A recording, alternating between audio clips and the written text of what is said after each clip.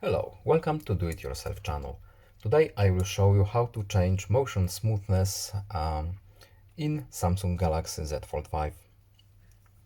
To change screen motion smoothness, we have to go to Settings, then Display, and here you have motion smoothness.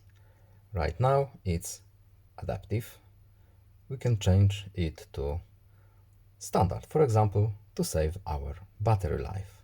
Apply, and now our motion smoothness is set as standard, so our battery will live a bit longer.